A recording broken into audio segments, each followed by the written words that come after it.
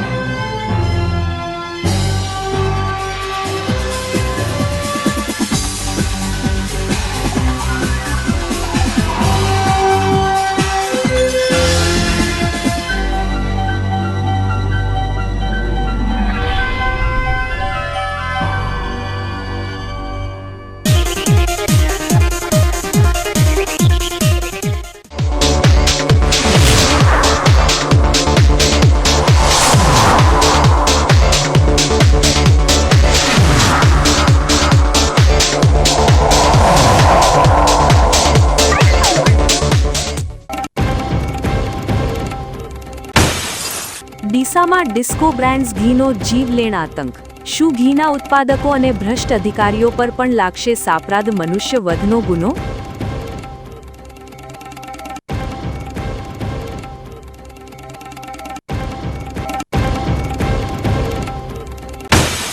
જગતના તાતની આતુરતાનો આવશે અંત। 53 કરોડની સહાય સાથે ધાનેરાના ખેડૂતોના આંગણે ફરી દસ્તક દેશે સમૃદ્ધિ।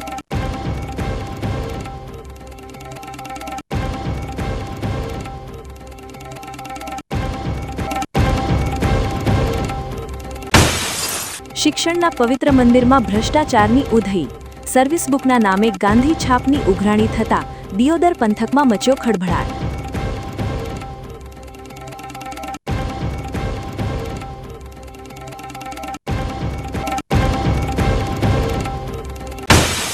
હોળી પર્વે અંબાજીમાં ભક્તિનો ગુલાલ અને ચંદ્રગ્રહણનો ઓછાયો। આરાસુરી ધામમાં દર્શનના સમયમાં થયો મોટો ફેરફાર।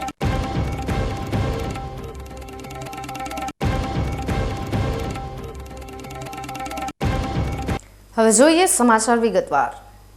ડીસામાં શુદ્ધ ઘીના નામે નકલી અને જીવલેણ ઘીનું વ્યાપક ઉત્પાદન થઈ રહ્યું છે, જ્યાં ભ્રષ્ટ ફૂડ અધિકારીઓની રહેમનજર હેઠળ લોકોના આરોગ્ય સાથે ગંભીર છેડા કરવામાં આવી રહ્યા છે। FSSAIના લાયસન્સ વગર ધમધમતી આ ફેક્ટરીઓ સામે તંત્ર આંખ આડા કાન કરીને બેઠું છે, જે હવે તપાસનો વિષય બન્યો છે। બનાસકાંઠાના ડીસામાં અત્યારે મોતના સોદાગરો બેફામ બન્યા છે, જેઓ શુદ્ધ ઘીના નામે લોકોની થાળીમાં ઝેર પીરસી રહ્યા છે। મંથન કાવ ઘી, જયમૂલ કાવ ઘી, સંયમ, જયવર્ધન અને પરિવાર શુદ્ધ ઘી જેવી અનેક કહેવાતી ડિસ્કો બ્રાન્ડ્સ અત્યારે બજારમાં ધૂમ મચાવી રહી છે। પરંતુ ચોંકાવનારી વાત એ છે કે આ ઉત્પાદકો પાસે food safety and standard authority of India એટલે કે FSSAIનું અનિવાર્ય લાયસન્સ પણ નથી। નવાઈની વાત તો એ છે કે જિલ્લાના ભ્રષ્ટ ફૂડ અધિકારીઓ આ બ્રાન્ડ્સ પર તપાસ કરવા તો દૂર રહ્યા, પણ આ લાયસન્સની ખરાઈ કરવાની પણ તસદી લેતા નથી। FSSAI એ ભારત સરકારની એક સ્વાયત્ત સંસ્થા છે, જે આરોગ્ય અને પરિવાર કલ્યાણ મંત્રાલય હેઠળ કામ કરે છે અને ખેતરથી લઈને થાળી સુધીના ખોરાકના ધોરણો નક્કી કરે છે।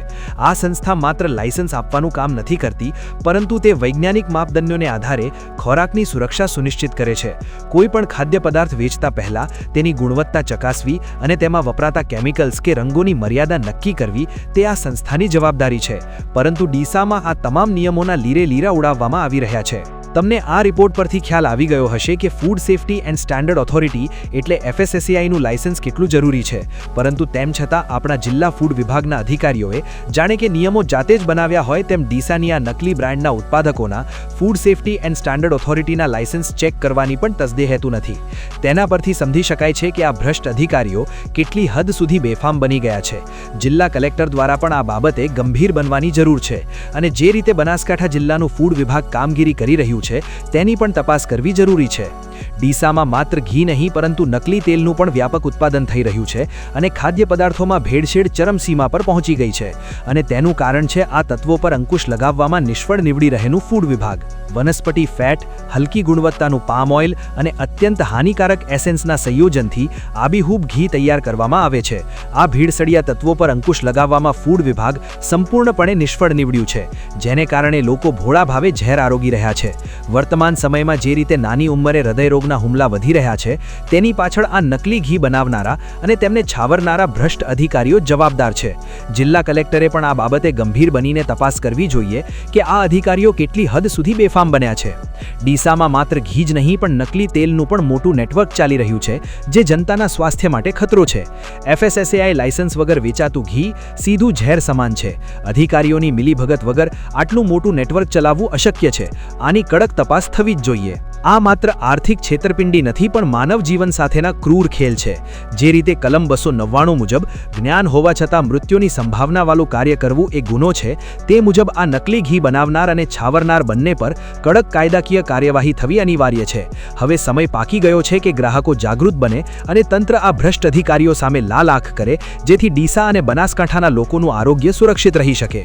ડીસામાં શુદ્ધ ઘીના નામે ડિસ્કો બ્રાન્ડ્સ દ્વારા મોતનું મિશ્રણ પીરસાઈ રહ્યું છે, જેમાં ભ્રષ્ટ ફૂડ વિભાગની રહેમ નજર હેઠળ લોકોના સ્વાસ્થ્ય સાથે ખુલ્લેઆમ ચેડા થઈ રહ્યા છે.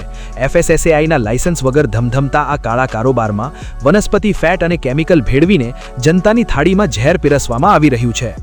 ચોક્કસ આ ગંભીર કાયદાકીય પાસાને વણીને અને તમારી સૂચના મુજબ 3 ફકરામાં ધારદાર સમાચાર તૈયાર છે. ડીસામાં નકલી ઘી બનાવી લોકોના જીવ સાથે રમત રમી રહેલા તત્વો અને તેમને છાવરતા ભ્રષ્ટ અધિકારીઓ સામે હવે કડક કાયદાકીય કાર્યવાહીની માંગ ઉઠી છે. માત્ર દંડ કે સીલિંગ જ નહીં પરંતુ માનવ જીવનને જોખમમાં મૂકવા બદલ આ તત્વો પર ભારતીય ન્યાય સંહિતાની ગંભીર કલમો હેઠળ ગુનો નોંધવો હવે અનિવાર્ય બન્યો છે. ડીસામાં મંથન, જયમૂલ અને જયવર્ધન જેવી ડિસ્કો બ્રાન્ડ્સના નામે જે ઝેર પીરસાઈ રહ્યું છે તે માત્ર છેતરપિંડી નથી પણ એક પ્રકારની હત્યા સમાન છે. ભારતીય ન્યાય સંહિતાની કલમ 299 એટલે કે સાપરાધ મનુષ્યવધ એટલે કે કલ્પેબલ હ્યુમિસાઇડ મુજબ જો કોઈ વ્યક્તિને ખબર હોય કે તેના કાર્યથી કોઈનું મૃત્યુ થવાની પૂરી સંભાવના છે તો તેના પર આ કલમ લાગુ પડે છે. અહીં નકલી ઘી બનાવનારા સારી રીતે જાણે છે કે વનસ્પતિ ફેટ, પામ તેલ અને ઝેરી એસેન્સના મિશ્રણથી હૃદયરોગ અને અન્ય ગંભીર બીમારીઓ નોતરીને કોઈનો જીવ લઈ શકે છે. તેમ છતાં ફૂડ વિભાગના અધિકારીઓ FSSAI લાયસન્સની ખરાઈ કર્યા વગર આવા એકમોને ચાલવા દઈ રહ્યા છે. શું આ અધિકારીઓ નથી જાણતા કે આવું ઘી આરોગવું એ જીવના જોખમ સમાન છે? જ્યારે તંત્ર અને ઉત્પાદક બંને આ જોખમથી વાકેફ હોય છતાં નફાની લાલચમાં લોકોના આરોગ્યનો સોદો કરે છે, ત્યારે તેમની સામે સાપરાધ મનુષ્યવધની કલમ હેઠળ કાર્યવાહી કેમ ન થવી જોઈએ? જિલ્લા કલેક્ટરે હવે આ બાબતે ગંભીર બનીને માત્ર ઘી બનાવનારા નહીં પણ આ પાપમાં ભાગીદાર ભ્રષ્ટ અધિકારીઓ સામે પણ તપાસનો કોરડો વીંજવાની જરૂર છે. કલમ 299 સ્પષ્ટ કહે છે કે જ્ઞાન હોવા છતાં જો આવું કૃત્ય થાય તો તે ગુનો છે. નકલી ઘી બનાવીને લોકોના મોતનું કારણ બનનાર પર આ કલમ લાગુ કરી શકાય છે. ફૂડ વિભાગની નિષ્ફળતાને કારણે આજે ઘરે ઘરે બીમારીઓ પહોંચી છે. આ ભીડસડિયા તત્વો પર કડકમાં કડક પગલાં ભરીને તેમને જેલના સળિયા પાછળ ધકેલવા જોઈએ. ડીસામાં ચાલતો આ નકલી ઘીનો કારોબાર એ માનવતા વિરુદ્ધનો ગુનો છે. જો સમયસર આ તત્વો અને તેમને છાવરતા અધિકારીઓ પર સાપરાધ મનુષ્યવધ જેવી કડક કલમો હેઠળ પગલાં લેવામાં નહીં આવે તો સ્વસ્થ ભારતનું સ્વપ્ન માત્ર કાગળ પર જ રહી જશે. હવે સમય પાટી ગયો છે કે તંત્ર જાગે અને લોકોના જીવ સાથે રમત રમતા આ સફેદ કોલર ગુનેગારોને કાયદાનો પાઠ ભણાવે. થરાદ પોલીસે માદક પદાર્થો સામે ઝીરો ટોલરન્સની નીતિ અપનાવીને MD ડ્રગ્સના વેચાણ પર મોટો પ્રહાર કર્યો છે. બાતમીના આધારે પોલીસે 2 યુવાનોને પ્રતિબંધિત મેફેડ્રોન ડ્રગ્સ સાથે ઝડપી પાડી કાયદેસરની કાર્યવાહી હાથ ધરી છે. થરાદ શહેરમાં નશાના કાળા કારોબારને નાબૂદ કરવા માટે પોલીસ હવે એક્શન મોડમાં આવી છે. બનાસકાંઠા જિલ્લા પોલીસ વડા અક્ષયરાજ મકવાણા અને થરાદના ઉચ્ચ અધિકારીઓની સૂચના મુજબ NDPS એક્ટ અંતર્ગત સઘન પેટ્રોલિંગ હાથ ધરવામાં આવ્યું હતું. આ દરમિયાન પોલીસ ઇન્સ્પેક્ટર AT પટેલ અને તેમની ટીમ જ્યારે વિસ્તારમાં વાહન ચેકિંગ અને પેટ્રોલિંગમાં હતી ત્યારે તેમને ચોક્કસ બાતમી મળી હતી કે એક બાઇક પર ડ્રગ્સની હેરાફેરી થઈ રહી છે. બાતમીના આધારે પોલીસે વોચ ગોઠવી શંકાસ્પદ બાઇકને રોક્યું હતું. બાઇક પર સવાર 2 શખ્સોની તલાશી લેતા તેમની પાસેથી 2.320 ગ્રામ મેફેડ્રોન ડ્રગ્સ મળી આવ્યું હતું, જેની કિંમત આશરે 6,960 રૂપિયા થાય છે. પોલીસે ડ્રગ્સ અને બાઇક સહિત કુલ 81,960 રૂપિયાનો મુદ્દામાલ જપ્ત કર્યો છે. પકડાયેલા શખ્સોની ઓળખ થરાદના ધોરાવાસ ગામના સુજલ યાસીન સિપાઈ અને થરાદના પંચવટીના સાહિલ ગની ઘાંચી તરીકે થઈ છે. આ બંને યુવાનો આ ડ્રગ્સ ક્યાંથી લાવ્યા હતા અને થરાદમાં કોને વેચવાના હતા તે દિશામાં પોલીસે પૂછપરછ શરૂ કરી છે. થરાદ પોલીસની આ કામગીરીથી ડ્રગ્સના ધંધા સાથે સંકળાયેલા તત્વોમાં ફફડાટ વ્યાપી ગયો છે. સરહદી વિસ્તાર હોવાથી અહીં નશીલા પદાર્થો ઘુસાડવાના પ્રયાસો અવારનવાર થતા રહે છે, પરંતુ પોલીસે બાતમીદારોનું નેટવર્ક મજબૂત કરીને આ સફળતા મેળવી છે. હાલમાં બંને આરોપીઓ સામે ગુનો નોંધી જેલના સળિયા પાછળ ધકેલી દેવામાં આવ્યા છે. મહેરબાન પોલીસ અધિક્ષક સાહેબ શ્રી વાવ થરાદ ચિંતન તેરા સાહેબની સ્પષ્ટ સૂચના અનુસંધાને થરાદ પોલીસ વિસ્તારમાં જે થરાદ પોલીસનો સ્ટાફ છે તે પેટ્રોલિંગમાં હતો. તે દરમિયાન ખાનગી રાહે હકીકત મળેલી કે એમડી ડ્રગ્સનું વેચાણ થઈ રહેલ છે. જે અનુસંધાને રેડનું આયોજન કરી 2 ઇસમોને પકડી પાડવામાં આવેલ છે, જેનું નામ છે સુજલ યાસીનભાઈ સિપાઈ અને સાહિલ ગનીભાઈ ગાંચી. જેઓ પાસેથી એમડી ડ્રગ્સ મુદ્દામાલ 2.320 ગ્રામ 6,960નો ટોટલ મુદ્દામાલ છે 81,960નો મુદ્દામાલ ઝડપી પાડી FSL રૂબરૂ કાયદેસરની કાર્યવાહી કરી ગુનો રજીસ્ટર કરવામાં આવેલો છે. બંનેની અટકાયત કરવામાં આવેલ છે અને હાલ SOG PI વાવ થરાદને આગળની તપાસ સોંપવામાં આવેલી છે. થરાદ પોલીસની આ ત્વરિત કાર્યવાહી દર્શાવે છે કે યુવા પેઢીને બરબાદ કરતા ડ્રગ્સના દૂષણને ડામવા તંત્ર કટિબદ્ધ છે. 2 યુવાનોની ધરપકડ બાદ હવે પોલીસ આ રેકેટના મૂળ સુધી પહોંચવા પ્રયાસ કરી રહી છે, જેથી સરહદી થરાદ પંથકને નશાના ભરડામાંથી મુક્ત કરાવી શકાય. ડીસા હાઈવે પર આજે વેગનાર અને ટાટા પંચ કાર વચ્ચે સર્જાયેલા ભીષણ અકસ્માતમાં 2 લોકો ઘાયલ થયા છે. ઓવરટેક કરવાની લાઇનમાં સર્જાયેલી આ ટક્કર એટલી જોરદાર હતી કે ગેસ કીટ લીકેજ થતાં મોટી હોનારત થતાં સહેજમાં અટકી હતી. ડીસાના વ્યસ્ત હાઈવે પર આજે બપોરના સમયે અકસ્માતની એક એવી ઘટના બની જેનાથી અફરાતફરી મચી ગઈ હતી. ઘટનાની વિગતો મુજબ બનાસ નદીના પુલ તરફથી એક વેગનાર કાર આવી રહી હતી. જેવી આ કાર ઇસ્કોન ICU હોસ્પિટલ નજીક વળાંક લેવા ગઈ કે તરત જ પાછળથી પૂર ઝડપે આવી રહેલે એક ટાટા પંચ કારે તેને જોરદાર ટક્કર મારી દીધી હતી. પ્રત્યક્ષદર્શીઓના જણાવ્યા અનુસાર ટાટા પંચ કારનો ચાલક ઓવરટેક કરવાનો પ્રયાસ કરી રહ્યો હતો અને તે દરમિયાન સ્ટિયરિંગ પરથી કાબૂ ગુમાવતા આ અકસ્માત સર્જાયો હતો. આ ટક્કર એટલી પ્રચંડ હતી કે ટાટા પંચ કાર રસ્તા પર આખી ગોળ ફરી ગઈ હતી અને વેગનાર કારના તો કૂચ્ચે કૂચ્ચા ઉડી ગયા હતા. અકસ્માત બાદ સૌથી વધુ ડરનો માહોલ ત્યારે સર્જાયો જ્યારે વેગનાર કારમાં લાગેલે CNG કિટ લીકેજ થવા લાગી હતી. આસપાસના વિસ્તારમાં ગેસની તીવ્ર ગંધ પ્રસરી ગઈ હતી, પરંતુ સદનસીબે કોઈ સ્પાર્ક ન થતાં મોટી આગની હોનારત ટળી હતી. આ અકસ્માતમાં બંને કારના ચાલકોને શરીરના ભાગે ઈજાઓ પહોંચી છે, જેમને તાત્કાલિક સારવાર અર્થે નજીકની હોસ્પિટલમાં ખસેડવામાં આવ્યા છે. હાઈવેની બિલકુલ વચ્ચે અકસ્માત સર્જાયો હોવાથી વાહનોની લાંબી કતારો લાગી ગઈ હતી અને ટ્રાફિક જામના દ્રશ્યો સર્જાયા હતા. સ્થાનિક લોકો અને પોલીસે ઘટના સ્થળે પહોંચીને ગેસ લીકેજવાળી કારને સાવચેતીપૂર્વક ખસેડી ટ્રાફિક હળવો કરવાની કામગીરી હાથ ધરી હતી. સદનસીબે આટલા ગંભીર અકસ્માતમાં કોઈ જાનહાનિ થઈ નથી, જે મોટી રાહતની વાત છે. આ અકસ્માત ફરી એકવાર પુરવાર કરે છે કે હાઈવે પર ઓવરટેક કરવાની ઉતાવળ કેટલી જીવલેણ સાબિત થઈ શકે છે. સદનસીબે આજે મોટી જાનહાનિ કે આગની ઘટના ટળી છે, પરંતુ વાહન ચાલકોએ ખાસ કરીને વળાંક અને ભીડભાડવાળા વિસ્તારોમાં સંયમ રાખવો અનિવાર્ય છે. પોલીસ હવે આ મામલે ગુનો નોંધીને વધુ તપાસ ચલાવી રહી છે કે અકસ્માત પાછળ કારની સ્પીડ કેટલી જવાબદાર હતી. ડીસા પાટણ હાઈવે પર વર્ષોની ટ્રાફિક સમસ્યાનો હવે અંત આવશે, કારણ કે ભોપાનગર રેલવે ફાટક પર 87 કરોડના ખર્ચે નિર્માણ પામનારા ઓવરબ્રિજની કામગીરીનો વિધિવત પ્રારંભ થઈ ચૂક્યો છે. વર્ષોની રજૂઆતો બાદ કામ શરૂ થતાં સ્થાનિકો અને બનાસવાસીઓમાં હર્ષની લાગણી જોવા મળી રહી છે. Deesa Patan national highway number 26 પર આવેલું ભોપાનગર રેલવે ફાટક વાહન ચાલકો માટે માથાના દુખાવા સમાન હતું.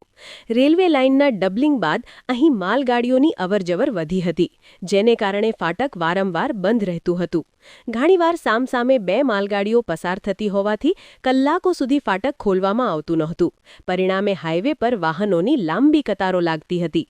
આ ટ્રાફિક જામમાં 108 એમ્બ્યુલન્સ, શાળાની બસો અને નોકરિયાત વર્ગ સૌથી વધુ પરેશાન થતા હતા.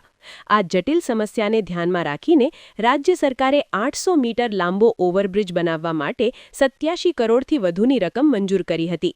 ગયા મહિને સોઇલ ટેસ્ટિંગની કામગીરી પૂર્ણ થયા બાદ હવે કોન્ટ્રાક્ટર દ્વારા સાઇટ પર પ્રત્યક્ષ કામ શરૂ કરી દેવામાં આવ્યું છે. પ્રથમ તબક્કે ટ્રાફિક નિયમન જળવાઈ રહે તે માટે રસ્તાની બંને બાજુ પતરાની આડશો લગાવીને વૈકલ્પિક રસ્તા તૈયાર કરવાની તજવીજ હાથ ધરવામાં આવી છે. ડીસા એ ઉત્તર ગુજરાતનું મોટું વેપારી મથક અને બટાકાની ખેતી માટેનું હબ હોવાથી દરરોજ અહીંથી હજારો માલવાહક ટ્રકો પસાર થાય છે. આ બ્રિજ તૈયાર થતાની સાથે જ માલસામાનની હેરફેર ઝડપી બનશે અને ઇંધણ તેમજ સમયની મોટી બચત થશે. ભોપાનગર ફાટક એ ડીસાને સૌરાષ્ટ્ર અને કાઠિયાવાડ સાથે જોડતી મુખ્ય કડી છે. તેથી આ બ્રિજ માત્ર ડીસા જ નહીં પણ સમગ્ર બનાસકાંઠા માટે આશીર્વાદરૂપ સાબિત થશે.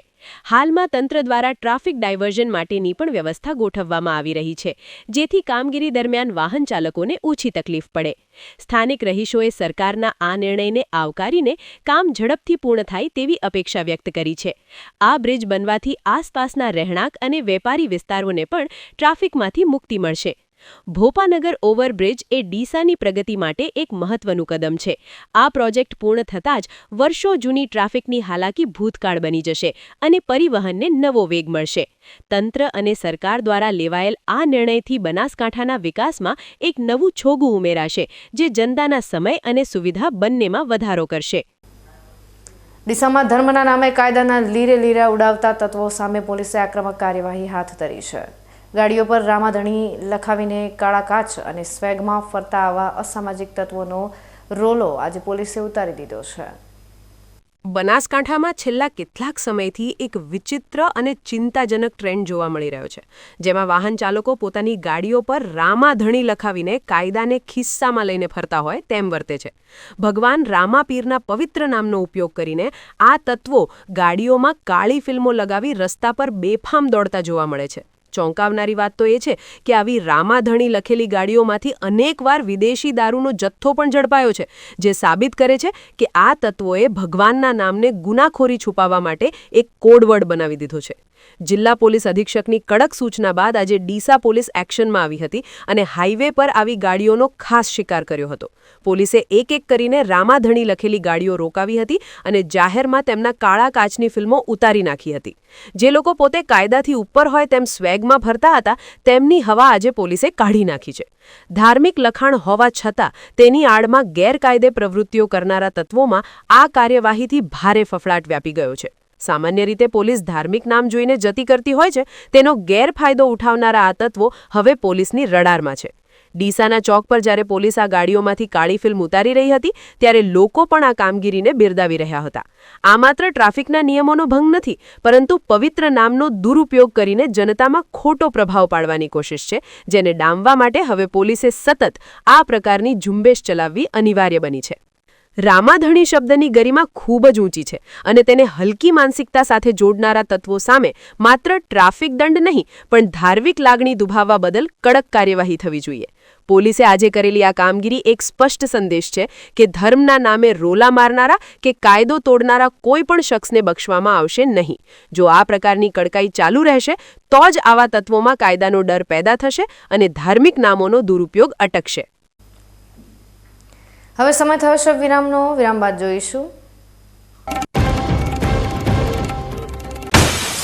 જગતના તાતની આતુરતાનો આવશે અંત. 53 કરોડની સહાય સાથે ધાનેરાના ખેડૂતોના આંગણે ફરી દસ્તક દેશે સમૃદ્ધિ.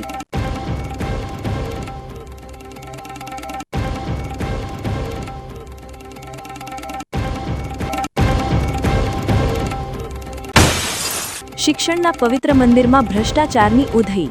સર્વિસ બુકના નામે ગાંધી છાપની ઉઘરાણી થતા દિયોદર પંથકમાં મચ્યો ખળભળાટ.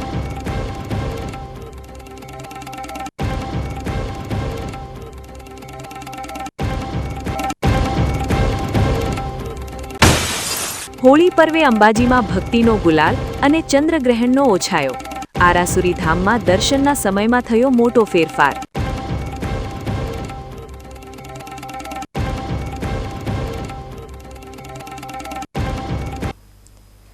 તો જોતા રહો બીકે ન્યૂઝ ચેનલ.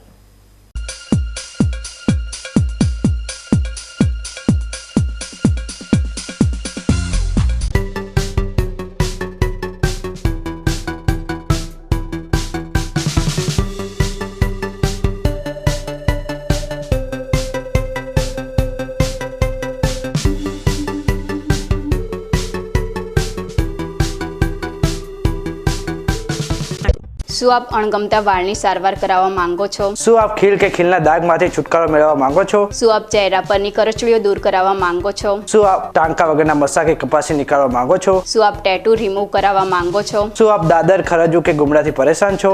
શું આપ હાથ પગના વાડિયાથી મુક્તિ મેળવવા માંગો છો? શું આપ જાતીય ગુપ્ત રોગ કે નખના રોગથી હેરાન છો? આ સિવાય ચામડીને લગતા કોઈ પણ પ્રશ્નના નિરાકરણ માટે તેમજ લેટેસ્ટ ટેકનોલોજીથી derma roller, chemical peeling, face rejuvenation, derma pen, skin tightening, vampire face lift જેવી કોસ્મેટિક ટ્રીટમેન્ટ માટે એકવાર અવશ્ય કોન્ટેક્ટ કરો. ઉત્તર ગુજરાતની એકમાત્ર fully latest skin and cosmetic clinic doctor Anita skin and cosmetic clinic, Gayatri Mandir સામે, ડોક્ટર રમેશભાઈ વારડેની ગલીમાં, ડીસા. એપોઇન્ટમેન્ટ માટે સંપર્ક કરો 99 250 91 438 99 250 91 439.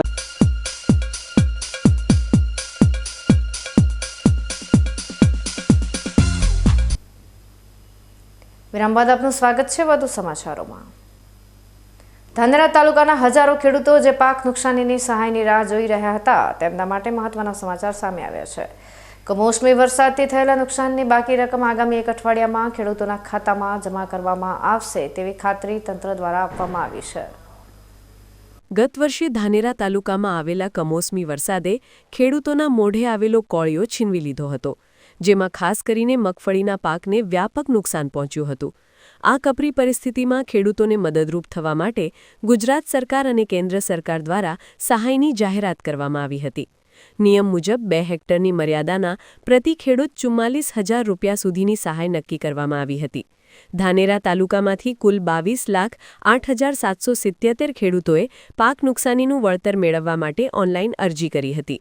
જો કે આ પ્રક્રિયા દરમિયાન એક ટેકનિકલ સમસ્યા સામે આવી હતી, જેમાં કુલ લાભાર્થીઓમાંથી 8,123 જેટલા ખેડૂતોને સહાયની રકમ ઓછી ચૂકવવામાં આવી હતી.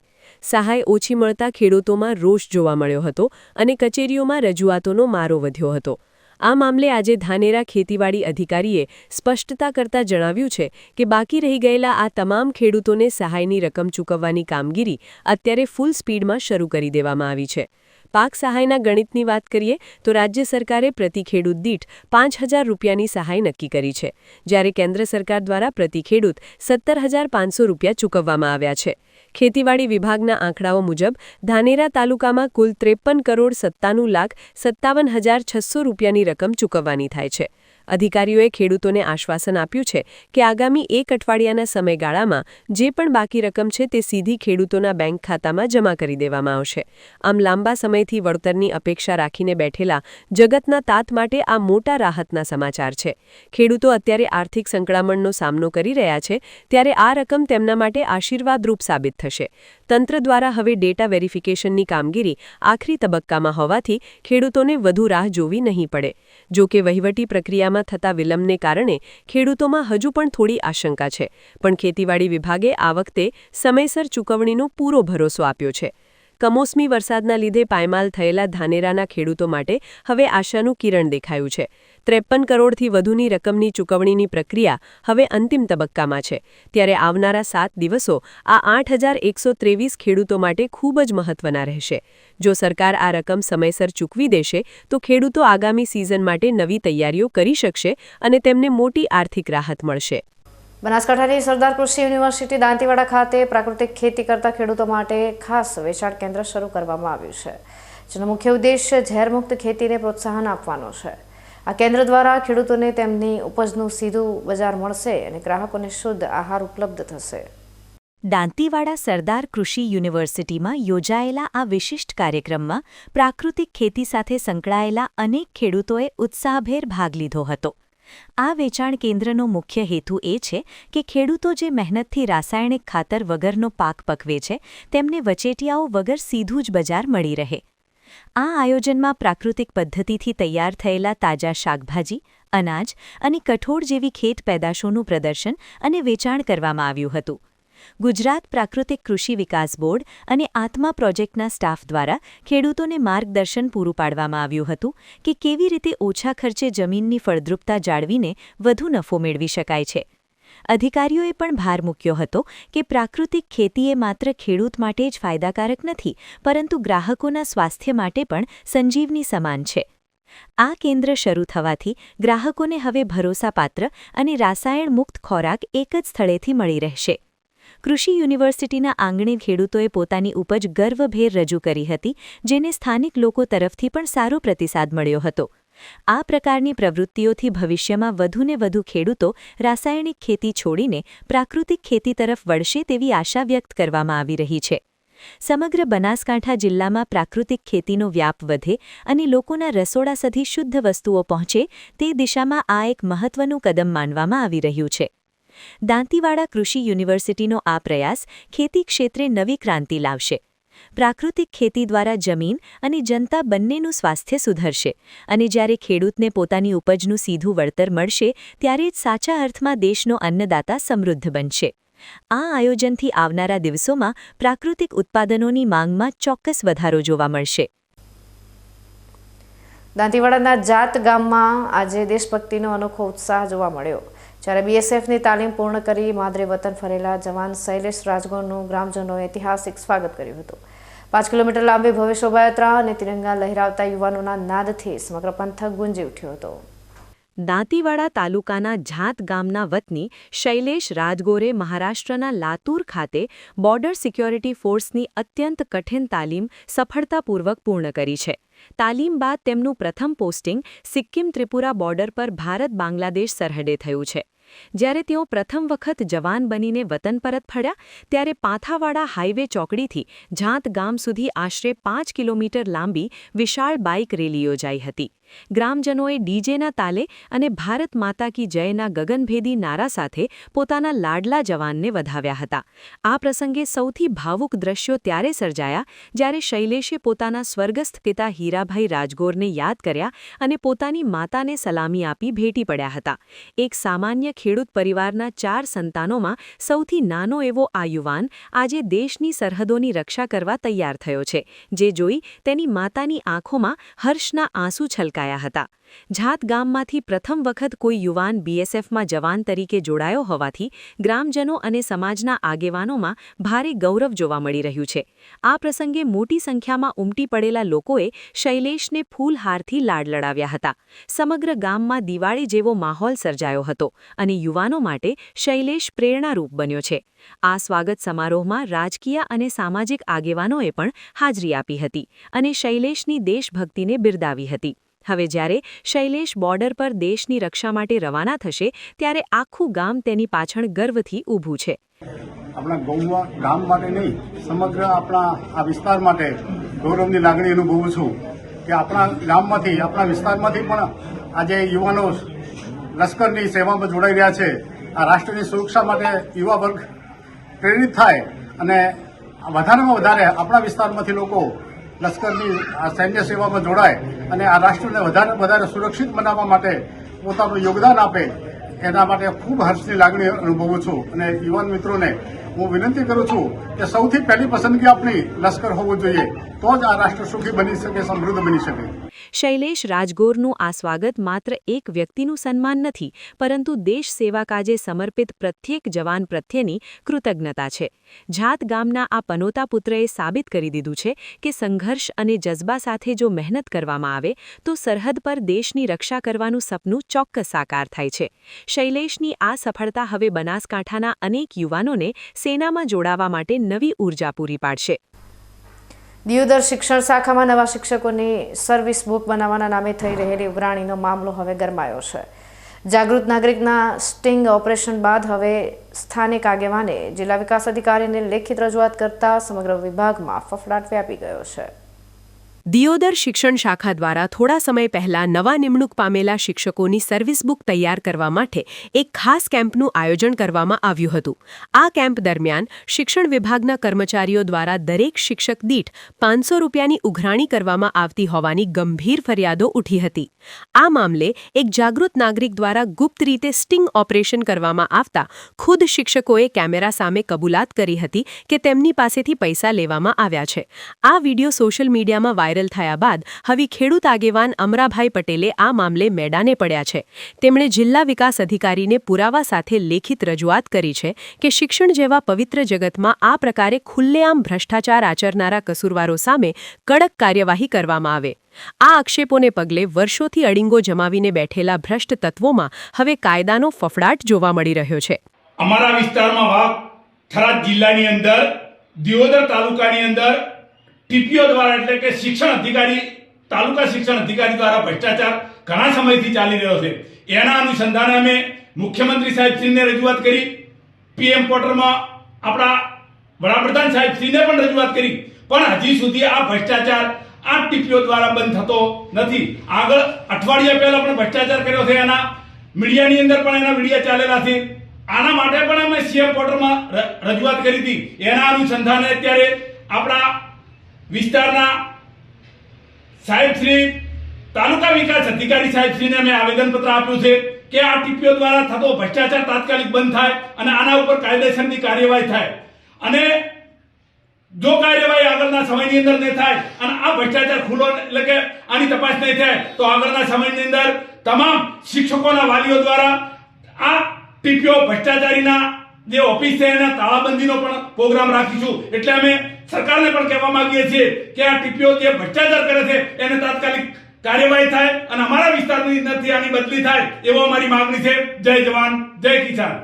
આ સમગ્ર વિવાદ અને ઉઘરાણીના આક્ષેપો બાદ દિયોદરના તાલુકા પ્રાથમિક શિક્ષણાધિકારી પ્રકાશ વણકર પણ એક્શનમાં આવ્યા છે. તેમણે આ બાબતે મીડિયા સમક્ષ પોતાનો પક્ષ રાખતા જણાવ્યું છે કે શિક્ષણ વિભાગમાં કોઈ પણ પ્રકારની ગેરકાયદેસર ઉઘરાણી ચલાવી લેવામાં આવશે નહીં. તેમણે વધુમાં ઉમેર્યું કે જો કોઈ કર્મચારીએ વ્યક્તિગત રીતે કે વહીવટી બહાના હેઠળ શિક્ષકો પાસેથી નાણાં લીધા હશે તો તેની સામે ખાતાકીય તપાસ કરીને સખ્ત પગલાં ભરવામાં આવશે. ટીપીઓએ એ વાત પર પણ ભાર મૂક્યો હતો કે કેમ્પનો હેતુ શિક્ષકોની સુવિધા માટેનો હતો, નહીં કે ભ્રષ્ટાચાર માટે. હાલમાં આ મામલે તપાસના આદેશો આપી દેવામાં આવ્યા છે અને જે શિક્ષકોના નિવેદનો વાયરલ થયા છે તેમની પણ પૂછપરછ કરવામાં આવશે તેવું જાણવા મળ્યું છે. આમાં તો કાર્યક્રમમાં તો એવું છે કે સેવાપોથી જે આપણા નવા વિદ્યાશાખો જે આવતા હોય એમને આપણે સેવાપોથી આપણે ભરીએ છીએ. સેવાપોથી ભરવા કે ઓફિસમાં કોઈ પણ રૂપિયાની ગ્રાન્ટ આવતી નથી. એક તો બીજું કે સેવાપોથી માટે કોઈ ઉઘરાણું કાથી ઓફિસ તરફથી ઓફિસામાંથી અજાણ છે, ઓફિસામાં કોઈ જાણતી જ નથી. આ શિક્ષકોને બેસાડી મેં મિટિંગ પણ કરી છે. મિટિંગ કરીને એમને જરૂરી સૂચના પણ આપી હતી કે ભાઈ આપણે આ રીતે છે, સેવાપોથી મસ્તી રીતે ભરજો. અને એક સેવાપોથીની ઓરિજિનલ અને એક ડુપ્લિકેટ એમ આપણે બે સેવાપોથીઓ આ લોકોને મારી જોડે ભરાઈ છે. હવે એ કોને આયોજન કર્યું છે શું છે એની હું તપાસ હજુ કરું છું. પણ મને થોડું ઘણું જાણવા મળ્યું છે કે સંઘ થ્રુ એમ કે આ કંઈક આયોજન કરવામાં આવેલું હતું એમ. અને મારી જોડે કોઈ સ્ટાફ તો છે જ નહીં. એક ભાઈ છે હંગામી છે, કરાર આધારિત એક ભાઈ કામ કરે છે, બાકી તો મારી જોડે કોઈ સ્ટાફ નથી એમ. સર, વિડીયો આપણી કચેરીનો જ છે અને ક્યાંક 500 રૂપિયા લેતી હતીની વાત પણ અંદર શિક્ષક કહી રહ્યા છે. એ તો અમે કંઈ જાણતો નથી. લેતા દીધી હતી અહીં ઓફિસમાં કશું કંઈ લેવામાં આવતું નથી, કાયમથી લેવામાં નથી આવતું. અને કોઈક વાત કરતા હશે તો મને ખબર નહીં, હું તપાસ કરું પછી મને ખબર પડે કોઈ એવું કંઈક બન્યું હશે તો હું જોઈશ તપાસ કરીને પછી કહું આપને. નહીં એવો કોઈ આદેશ બાદેશ ના હોય, આમાં કોઈ ગ્રાન્ટ જ નથી આવતી તો આદેશનું કહેવાય. સેવાપોથી તો અમારે જાતે જ અમારે લાવવાની હોય, જે તે વ્યક્તિને જાતે જ સેવાપોથી લાવવાની હોય છે. પણ આ તો મારું એવું માનવું છે કે મને થોડુંક જાણવા મળ્યું છે કે ભાઈ સંઘ થ્રુ કંઈક આ આયોજન કંઈક કર્યું હશે અને સંઘ લોકોએ આયોજન થ્રુ એમને કંઈક એમની રીતે કર્યું છે એમ. જો કે હું તો હતો જ નહીં અને મને તો આ વાતથી હું તો સાવ અજાણ છું એમ. અને એવા કોઈ 500 રૂપિયાની કોઈ ઉઘરાણ કરવામાં આવ્યું જ નથી. નહીં એ તો પણ હું હતો જ નહીં, પછી મને ખબર જ ના હોય કોને ગાડ્યા શું ગાડ્યા એમ. એ તો હું તપાસ કરું છું ને કોને કર્યું શું કર્યું એ તો તપાસનો વિષય છે ને. હું તો તપાસ કરું છું, તપાસના અંતે મને ખબર પડે ને એનું તો શું ખબર પડે એમ કે બે આ ઉઘરાણું કોને કર્યું શું કર્યું કે છે કે નથી તો ત્યારે ખબર પડે. તપાસ ચાલુ છે. તો સર, ગઈકાલે પણ આપણા વિરોધમાં એક જાગૃત નાગરિકે અરજી કરી છે. એક ટીપીઓ કચેરીમાં ખુદ ટીપીઓ અધિકારી નામના કર્મચારીઓ પણ શિક્ષકો જોડે પૈસા લે છે. આ બાબત લઈને અગાઉ પણ એમને કેવા આક્ષેપો કર્યા કે તાલુકા ના કોઈ ચાલતું જ નથી. કોઈ ઉઘરાણું જાય છે ને ઉઘરાણું એમ. આ તો શિક્ષણનું દામ છે, એમાં છે ને ઉઘરાણું એમ. અહીં તો ચા કે ચા બધું અમે જાતે જ કરીએ છીએ ને અમે કોઈ શિક્ષકને કોઈ હોય તો કોઈ પુરાવો લાવશે જોઈશું. બાકી અહીંયા કોઈ ઉઘરાણા નામે છે જ નહીં. આ તો શિક્ષણનું દામ છે. શિક્ષણના દામમાં કોઈ ઉઘરાણું થોડું હોય એમ. આપણા નામ જો અરજી કરી છે. અરે નામ જો અરજી કરી છે તેમની જોડે આધાર પુરાવા છે તો પછી જોઈશું, રજૂ કરશે તો તે પડશે. જેમના ખભા પર ભાવિ પેઢીના ઘડતરની જવાબદારી છે તેવા શિક્ષકો પાસેથી જ જો શિક્ષણ વિભાગના કર્મચારીઓ લાંચની માંગણી કરતા હોય તો તે વ્યવસ્થા પર મોટા સવાલો ઊભા કરે છે. હવે જોવાનું એ રહેશે કે જિલ્લા વિકાસ અધિકારીની તપાસમાં શું બહાર આવે છે અને શું આ 500 રૂપિયાની ઉઘરાણી કરનારા નાના કર્મચારીઓ સામે ગાજ પડશે કે પછી મોટા માથાઓને બચાવી લેવામાં આવશે. ફરી સમય થયો છે વિરામનો. વિરામ બાદ જોઈશું. હોળી પર્વે અંબાજીમાં ભક્તિનો ગુલાલ અને ચંદ્રગ્રહણનો ઓછાયો. આરાસુરી ધામમાં દર્શનના સમયમાં થયો મોટો ફેરફાર.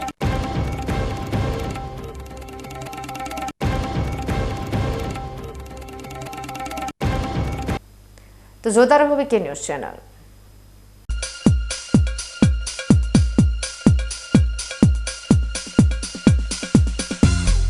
તમને ખબર છે તમારી દીકરી દીકરા માટે તમે સુપર ફાધર કે સુપર મધર છો.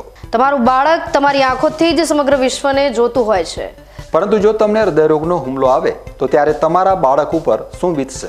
ત્યારે તમારી સેવામાં હાજર છે આધુનિક સુવિધા સાથે બનાસ હાર્ટ હોસ્પિટલ, અને તેમાં પણ આયુષ્યમાન કાર્ડમાં સારવાર તદ્દન મફત. આયુષ્યમાન કાર્ડની સુવિધા ઉપલબ્ધ. ઉત્તર ગુજરાતની પ્રથમ અતિ આધુનિક હાર્ટ હોસ્પિટલ. પારિવારિક સ્ટાફની સેવા એવી કે ઘરના માહોલની પણ ગરજ સારી. 24 કલાક હૃદયની સારવાર ઉપલબ્ધ. હોસ્પિટલનું પૂરું સરનામું.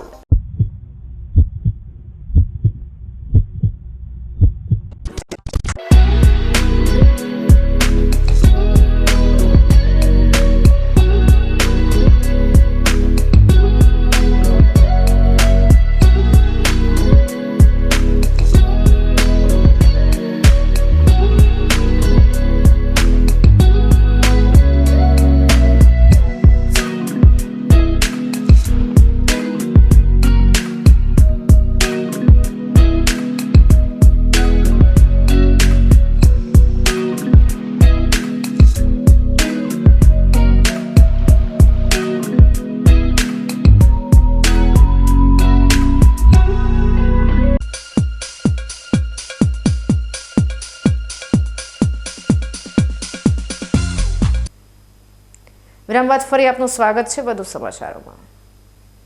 આગામી હોળી અને ફાગણ સુદ પૂનમના પવિત્ર તહેવારો તેમજ ચંદ્રગ્રહણને ધ્યાનમાં રાખીને અંબાજી માતા દેવસ્થાન ટ્રસ્ટ દ્વારા માતાજીની આરતી અને દર્શનના સમયમાં મહત્વના ફેરફાર કરવામાં આવ્યા છે. માઈ ભક્તોને કોઈ અગવડ ન પડે તે માટે ટ્રસ્ટ દ્વારા 2 દિવસનું વિશેષ શેડ્યુલ જાહેર કરવામાં આવ્યું છે. આગામી 2 માર્ચ સોમવાર એટલે કે હોળીના દિવસે સવારે 7:30 કલાકે આરતી થશે અને 11:30 સુધી દર્શન કરી શકાશે, જ્યારે સાંજે 18:30 કલાકે હોળી પ્રગટાવ્યા બાદ રાત્રે 21 વાગ્યા સુધી દર્શન ચાલુ રહેશે. જો કે 3 માર્ચ મંગળવારના રોજ ફાગણ પૂનમ અને ચંદ્રગ્રહણને કારણે સમયમાં મોટો ફેરફાર છે. આ દિવસે સવારે 6 વાગે આરતી થશે, પરંતુ સવારના 8 થી રાતના 21:30 વાગ્યા સુધી મુખ્ય દર્શન બંધ રહેશે. ગ્રહણના કારણે ભક્તો માત્ર સવારે 9:45 થી બપોરે 14 વાગ્યા સુધી નૃત્ય મંડપમાંથી દર્શન કરી શકશે. ગ્રહણ પૂર્ણ થયા બાદ રાત્રે 21:30 કલાકે શયનકાળની આરતી થશે. 4 માર્ચથી તમામ દર્શન રાબેતા મુજબ શરૂ થશે. તેથી દૂર દૂરથી આવતા પદયાત્રીઓ અને માઈ ભક્તોને આ સમયપત્રકની નોંધ લેવા ટ્રસ્ટ દ્વારા અપીલ કરવામાં આવી છે. અંબાજી આવતા શ્રદ્ધાળુઓએ આગામી 2 અને 3 માર્ચ દરમિયાન ટ્રસ્ટ દ્વારા જાહેર કરાયેલા આ નવા સમયપત્રક મુજબ જ માતાજીના આશીર્વાદ લેવાનું આયોજન કરવું પડશે. ચંદ્રગ્રહણની ધાર્મિક મર્યાદાઓને પાળવા માટે આ વ્યવસ્થા કરવામાં આવી છે, જે બાદ બુધવારથી ફરી એકવાર અંબાજી મંદિર હકડી ઠેઠ ભક્તોથી રાબેતા મુજબ ગુંજી ઉઠશે. ન્યૂઝ બુલેટિન સમાપ્ત કરતા પહેલા હેડલાઇન્સ ફરી એકવાર. ડીસામાં ડિસ્કો બ્રાન્ડ્સ ઘીનો જીવલેણ આતંક. શું ઘીના ઉત્પાદકો અને ભ્રષ્ટ અધિકારીઓ પર પણ લાગશે સાપરાધ મનુષ્ય વધનો ગુનો?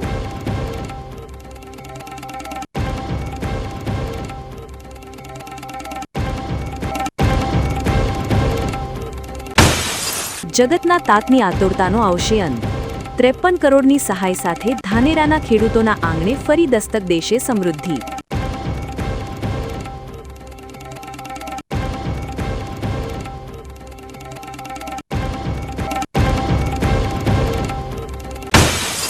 શિક્ષણના પવિત્ર મંદિરમાં ભ્રષ્ટાચારની ઉધઈ. સર્વિસ બુકના નામે ગાંધી છાપની ઉઘરાણી થતા દિયોદર પંથકમાં મચ્યો ખળભળાટ.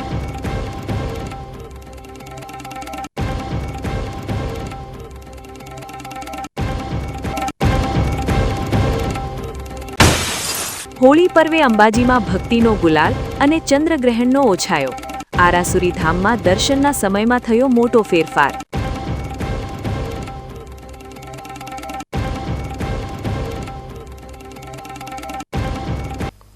તો આ હતા આજના સમાચારો. નવા સમાચાર સાથે ફરી મળીશું. ત્યાં સુધી રજા આપશો. નમસ્કાર.